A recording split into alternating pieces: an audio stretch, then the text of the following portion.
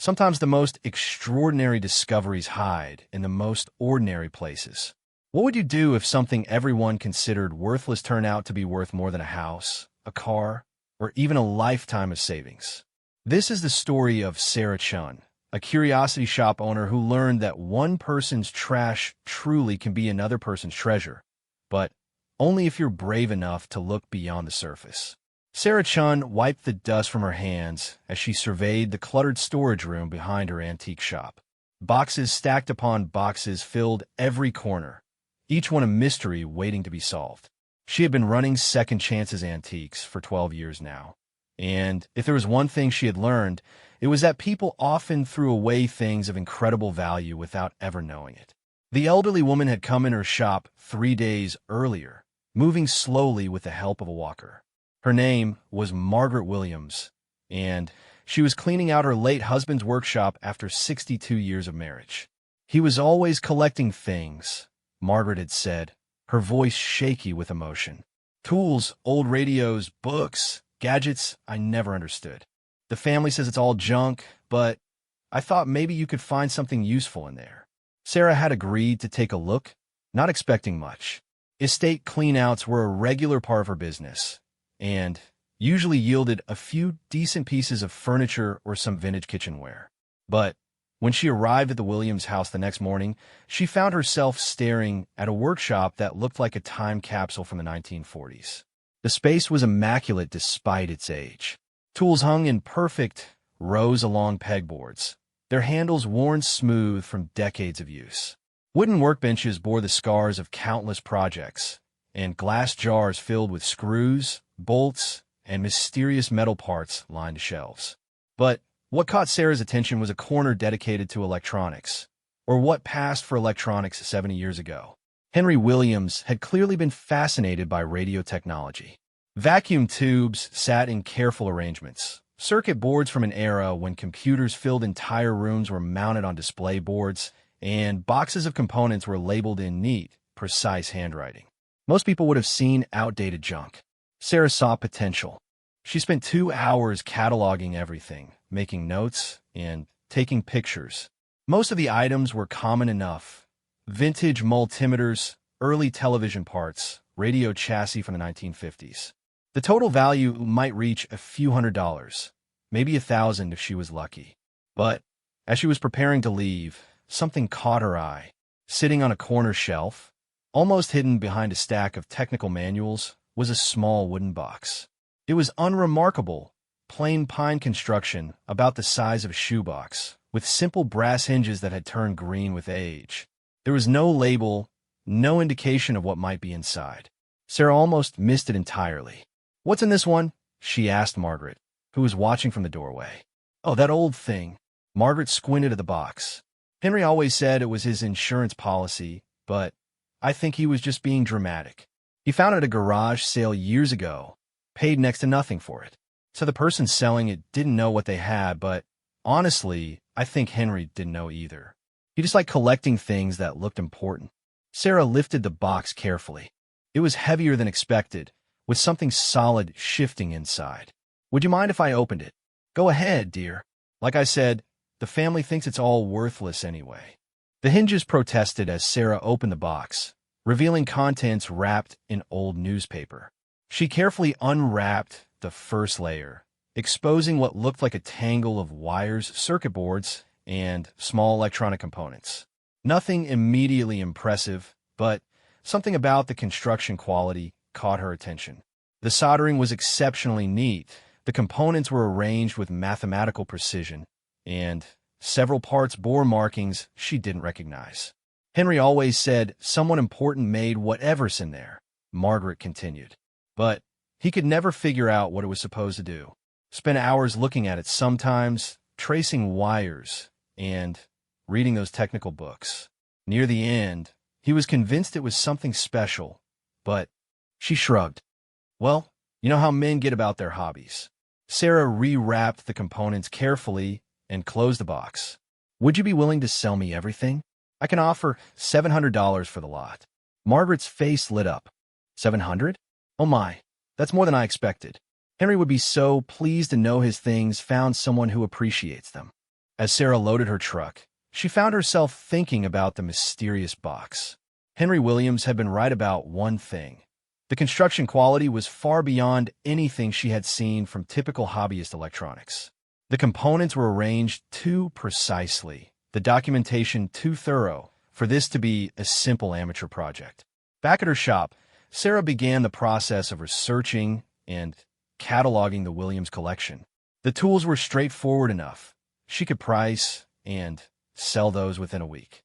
The radio equipment would take longer, but she had a network of collectors who specialized in vintage electronics. But the wooden box sat on her desk like a puzzle waiting to be solved. She opened it again that evening after closing the shop, spreading the components on her work table under a bright lamp. What she saw made her pause.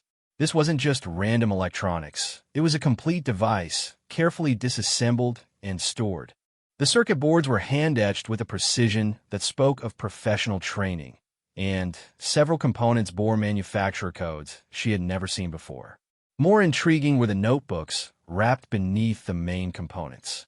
3 small journals filled with technical diagrams, calculations, and notes written in multiple languages. English dominated, but she recognized German and what might have been Russian scattered throughout. The handwriting was precise, methodical, with the kind of attention to detail that suggested scientific training. One notebook fell open to a page covered with complex mathematical equations. At the top, someone had written test results, configuration 7, in English, followed by a date, March 15th, 1943. Below that, in different ink and handwriting, was a note in German, followed by what appeared to be translation. Frequency modulation successful. Signal clarity improved by 340% over standard configuration. Sarah felt a chill run down her spine. 1943 was the height of World War II. If these notebooks were authentic, they represented technology from one of the most tumultuous periods in modern history. But what kind of technology? And how had it ended up in Henry Williams' workshop? She photographed several pages and uploaded them to her computer, then spent the next 2 hours searching online databases for similar equipment. Most of her searches returned nothing useful, but gradually, a pattern began to emerge. Several of the component numbers matched specifications for military communications equipment from the 1940s. Not standard military equipment, experimental gear, prototypes, the kind of technology that never made it into official documentation. As midnight approached, Sarah made a decision. She would document everything thoroughly, research the components methodically, and try to understand exactly what Henry Williams had purchased for pocket change at a garage sale decades earlier. If her suspicions were correct, the wooden box might contain technology that changed the course of history, and was now sitting in an antique shop in suburban Connecticut. She carefully rewrapped the components and locked the box in her office safe. Tomorrow, she would begin making phone calls. She knew collectors who specialized in military history, electronics experts who understood vintage technology, and researchers who might be able to translate the foreign text in the notebooks. But as she turned off the lights and locked the shop, Sarah couldn't shake the feeling that she had stumbled onto something much bigger than a simple estate sale find. The precision of the construction, the quality of the documentation, the wartime dates, everything pointed to technology that had been deliberately hidden, stored away by someone who understood its significance. Henry Williams might have been right about his insurance policy, after all. The question was, insurance against what? And what exactly had Sarah inherited along with the contents of that unremarkable wooden box? Outside, the streetlights cast long shadows across the empty parking lot. Sarah locked her car and headed home, her mind racing with possibilities. In the morning, she would begin the process of uncovering the truth about her $7 discovery. But tonight, she allowed herself to wonder, what if the most valuable treasures were the ones that looked like nothing special at all? The box sat in her safe, keeping its secrets for one more night. But secrets, Sarah had learned, have a way of revealing themselves to those persistent enough to keep asking questions. And she had a feeling that this particular secret was going to change everything. 3 blocks away, a man in a dark sedan lowered his binoculars and reached for his phone. He had been watching the antique shop for 2 days, ever since his contacts had reported unusual online searches originating from this address. Searches for very specific military technology that was supposed to have been destroyed decades ago. "She has it," he said quietly into the phone. "The Williams estate sale. It's confirmed." The voice on the other end was crisp, professional. "Are you certain?" "The search patterns match exactly. She's researching the same component numbers we've been tracking. After 60 years, it's finally surfaced. Then, you know what to do. The device cannot be allowed to reach public attention. Too many people died to keep it secret." The man started his engine and pulled away from the curb. Sarah Chun had no idea that her $7 purchase had just made her the most important person several very dangerous people had been looking for. Tomorrow would bring visitors to Second Chances Antiques. Visitors who would stop at nothing to reclaim what they considered stolen property.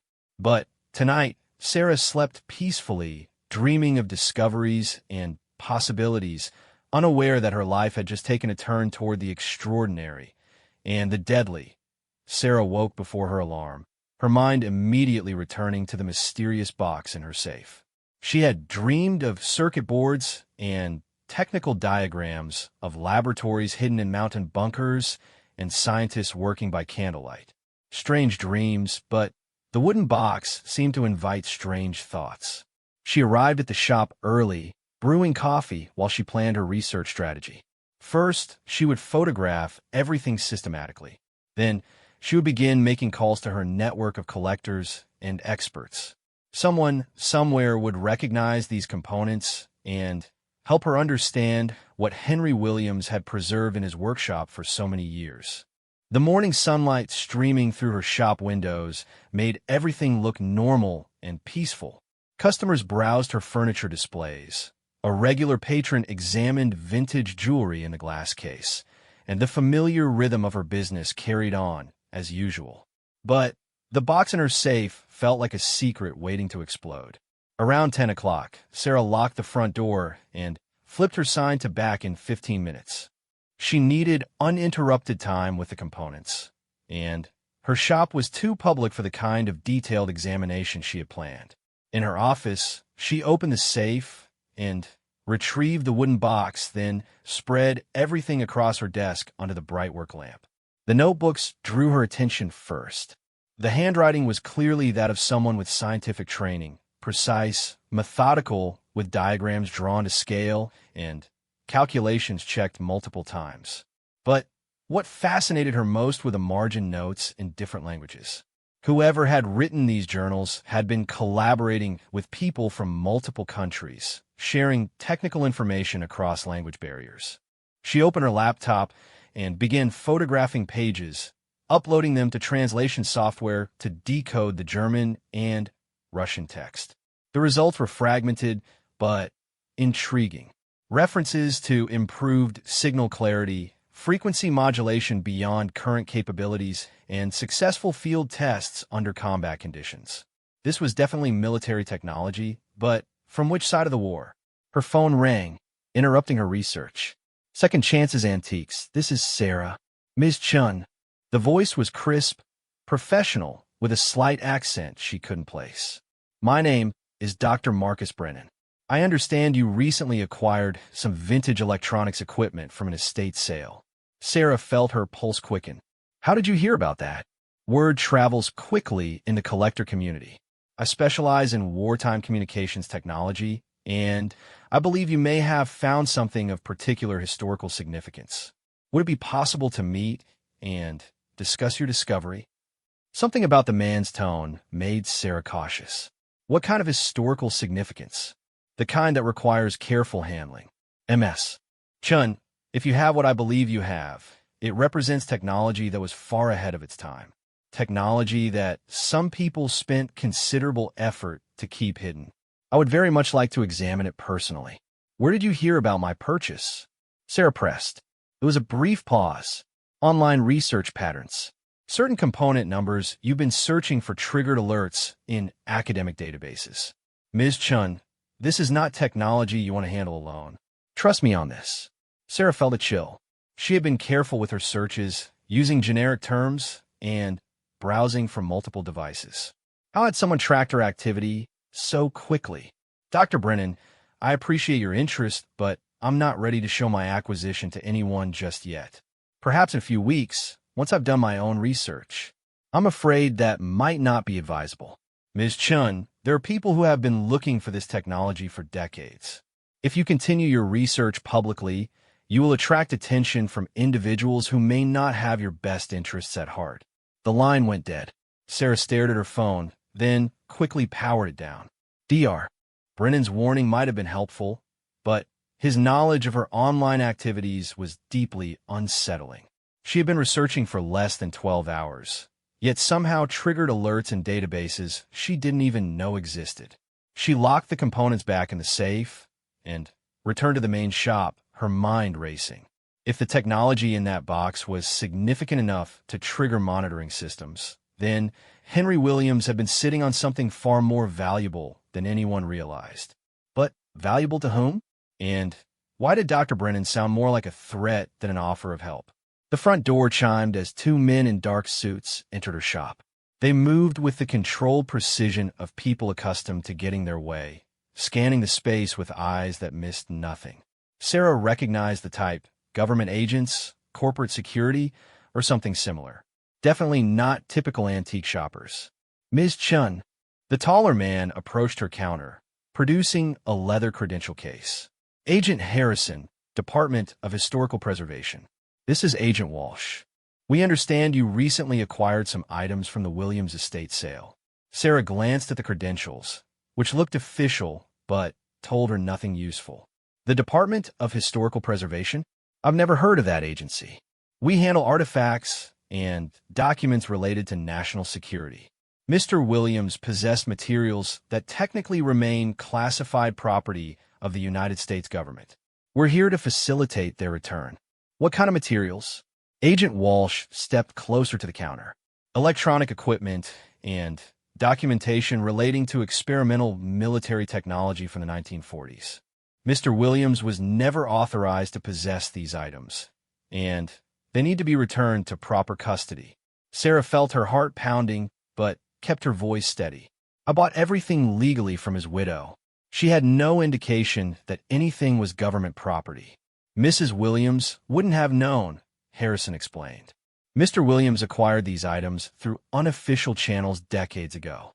The technology was supposed to have been destroyed, but some pieces found their way into private hands. We've been tracking them ever since. If this equipment has been in Mr. Williams' possession for decades, why are you concerned about it now?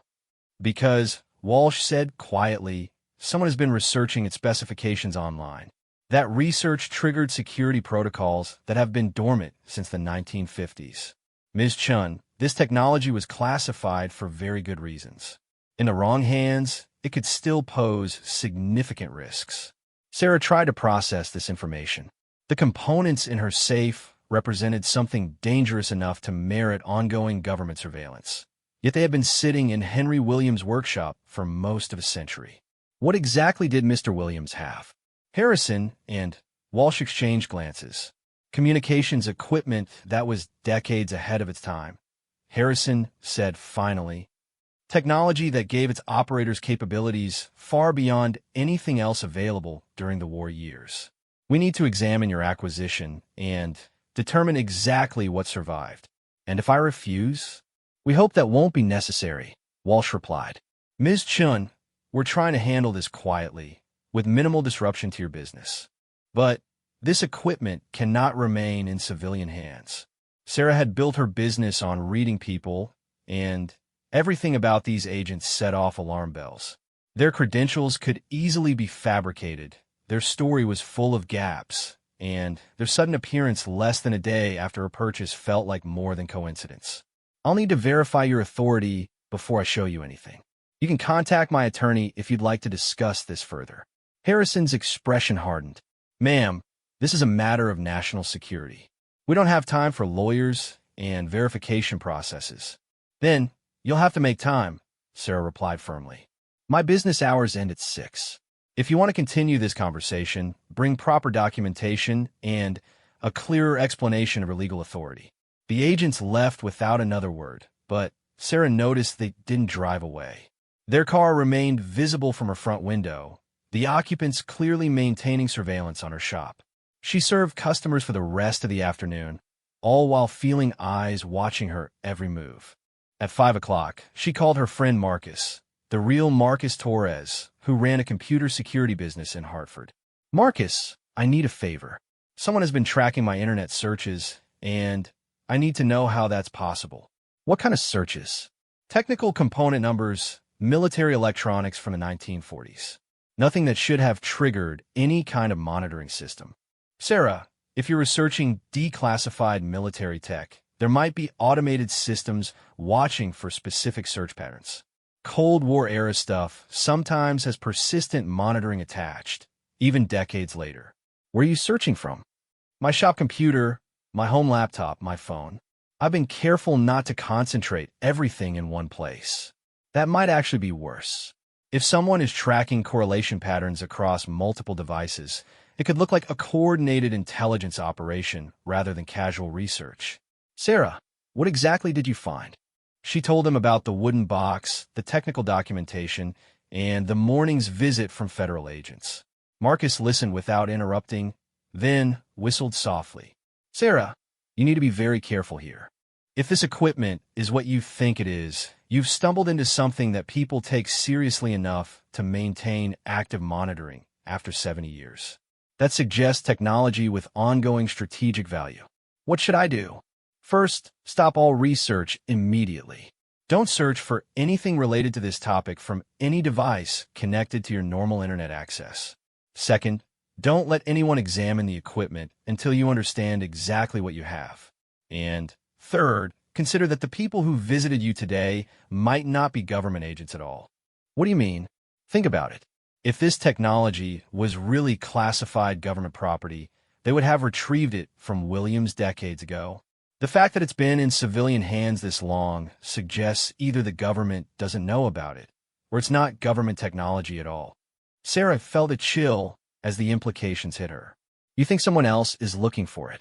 I think you found something valuable enough that multiple parties have been searching for it for a very long time. And now that it's surfaced, everyone wants to be the first to claim it. After ending the call, Sarah sat in her office staring at the safe. Inside that steel box was a wooden box, and inside that wooden box was technology that had remained hidden for 70 years. Technology important enough to trigger monitoring systems, valuable enough to bring mysterious visitors to her door, and dangerous enough that people have been watching for it across decades. She thought about Henry Williams, carefully preserving components he couldn't identify, convinced he had found something significant. Had he understood the risks? Had he known that someday his insurance policy would place someone else in danger? As closing time approached, Sarah made a decision. She would not surrender the box to visitors who couldn't prove their authority. But she would also not continue research that painted a target on her back. Instead, she would find someone with the expertise to understand what she had discovered, someone who could help her navigate the dangerous waters she had unknowingly entered. The question was, who could she trust when everyone seemed to have their own agenda for the contents of a wooden box purchased for $7 at an estate sale?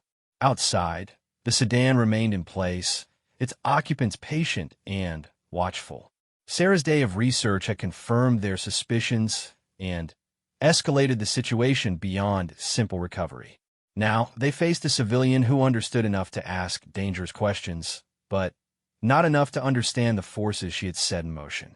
The device in her safe had killed people before. Its creators had died to protect its secrets, and its previous owners had disappeared when they got too close to the truth. Sarah Chan was about to learn that some discoveries carry a price higher than anyone should have to pay. But tonight, she locked the shop and headed home, still believing that knowledge and caution would be enough to protect her from the shadows that were already closing in. Sarah spent a restless night checking her windows and doors, every sound making her heart race. The conversation with Marcus had shaken her more than she cared to admit. If the mysterious Dr.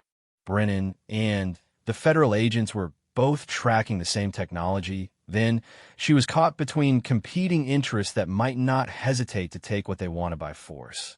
At 3 in the morning, she made a decision that would change everything. Instead of waiting for answers to come to her, she would take the initiative and find experts who could help her understand what she had discovered. But first, she needed to move the box somewhere safe.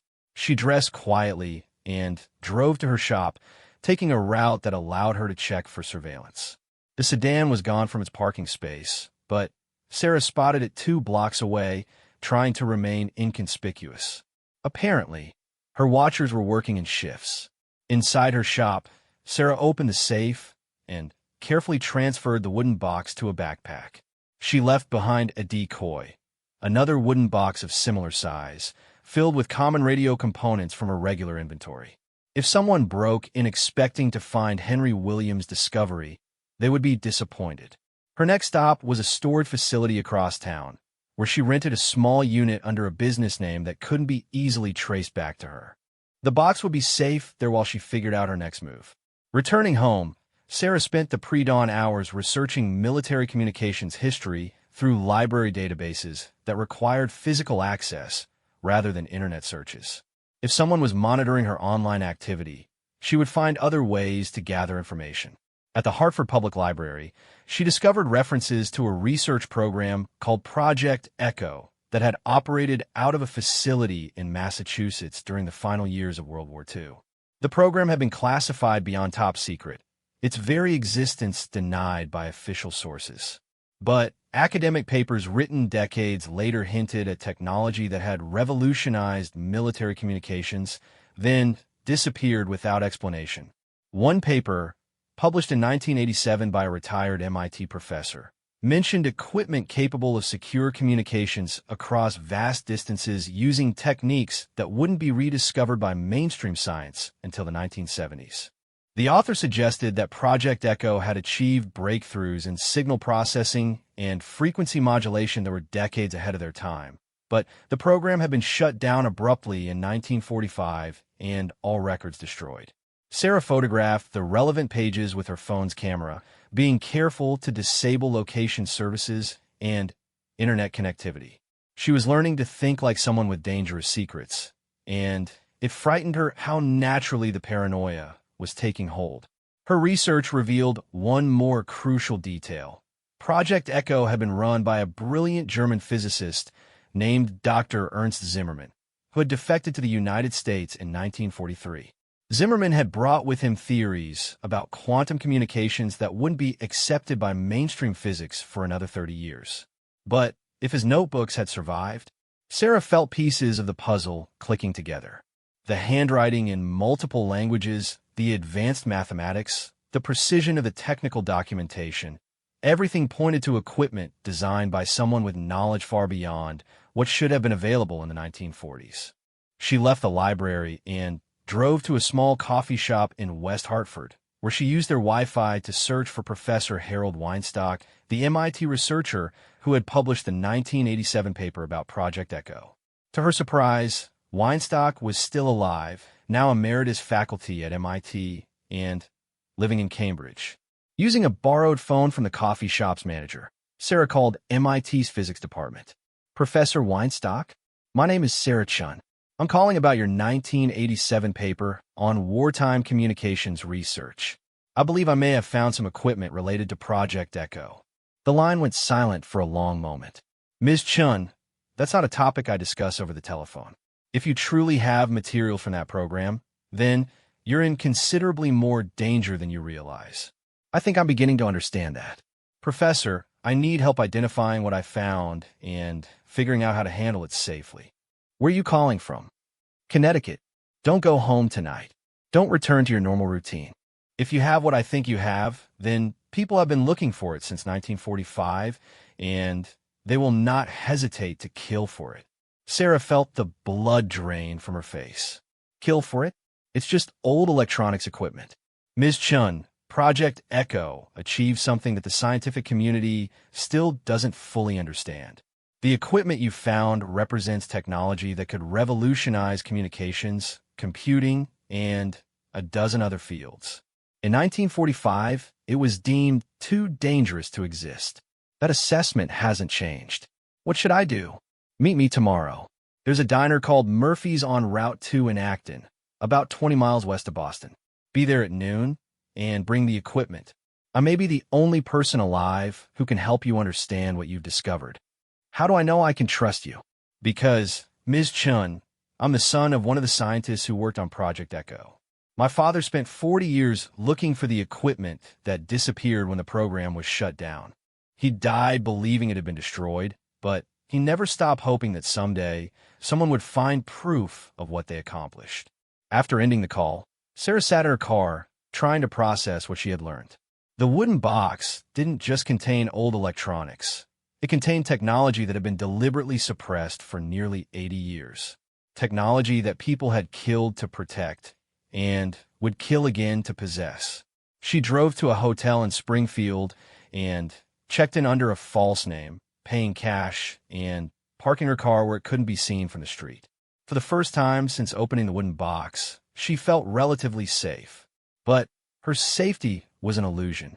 3 states away, in a nondescript office building in Virginia, a secure conference call was taking place between representatives of organizations that officially didn't exist. The Chin woman has moved the device, reported the voice that had called itself Agent Harrison. Our surveillance lost her around 4 this morning. Then, find her, came the reply from Washington. Project Echo was buried for good reasons. If that technology reaches public attention, it will destabilize the balance of power that we've maintained for 70 years. What if she's already made copies of the documentation? Then, we'll deal with that problem when we encounter it. But first, recover the device. Use whatever methods are necessary. And the woman? She's a civilian who stumbled into something beyond her understanding. If she cooperates, she can return to her normal life with no memory of this incident. If she doesn't, the implication hung in the air like a death sentence. In her hotel room, Sarah was discovering that paranoia was a survival skill. She had disabled her phone's location services, paid for everything with cash, and told no one where she was going. But she couldn't shake the feeling that she was still being watched. She spent the evening reading through her photographs of the Project Echo documentation, trying to understand the significance of what Henry Williams had preserved. The mathematical formulas were beyond her comprehension, but the test results were clear enough.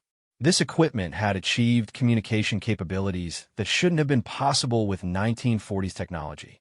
One notebook entry, dated April 3rd, 1945, caught her attention. Final test successful. Quantum entanglement communication achieved across 200-mile distance with 0 signal degradation. Dr. Zimmerman's theories confirmed.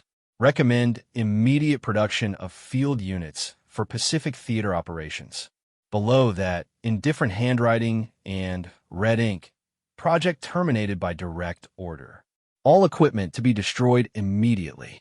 Documentation classified beyond top secret in perpetuity. But someone had saved at least one device, hidden it away, and passed it down through decades until it reached Henry Williams' workshop. Now it sat in a storage unit in Connecticut, waiting for Sarah to decide its fate. As she prepared for bed, Sarah realized that tomorrow's meeting with Professor Weinstock would determine not just what she had found, but what kind of person she would become. She could surrender the device to authorities and return to her quiet life, running an antique shop. Or she could fight to understand and protect technology that might benefit humanity, regardless of the personal cost. Outside her hotel window, a van with government plates parked across the street. Inside, technicians monitored scanning equipment capable of detecting electronic signatures from a quarter-mile away. They had found her location through cell tower data, traffic cameras, and credit card usage patterns. Now they waited for morning, when they would move to recover their target. Sarah Chun had run out of places to hide. Tomorrow would bring a reckoning that had been decades in the making, and the outcome would determine whether Project Echo's greatest achievement would finally see the light of day or disappear forever into the shadows where it had hidden since the end of World War II.